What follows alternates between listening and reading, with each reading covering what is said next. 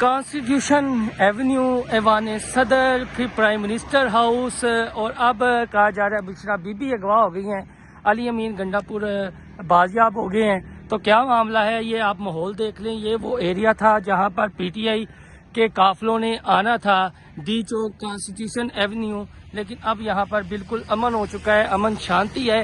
یہ ایکسکلوسیو مناظر ہیں۔ افواج پاکستان کے کچھ دستے یا اہلکار یہاں پر فی الحال تعینات ہیں۔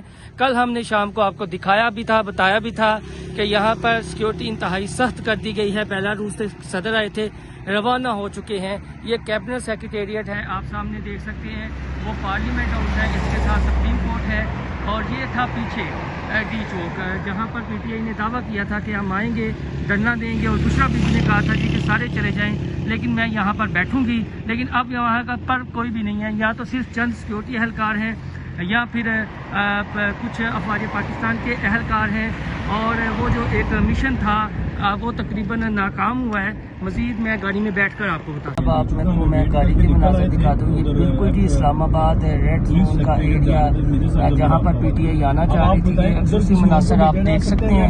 ہمارے یہاں پر جو میں آپ کو دکھانا چاہ رہا تھا، وہ بتانا چاہ رہا تھا کہ بالکل امن شانتی ہے، اور ایسا لگتا ہے کہ یہ کتنے کامیاب ہوئے ہیں پی ٹی آئی نے ساری ایکسرسائز سے، انہیں کیا حاصل ہوا ہے۔ یہ اسلام آباد کی سڑکیں بتا رہی ہیں کہ کچھ حاصل نہیں ہوا، بلکہ پی ٹی آئی پر الٹا کچھ کریک ڈاؤن ہونے والا ہے، بڑا سویر قسم کا۔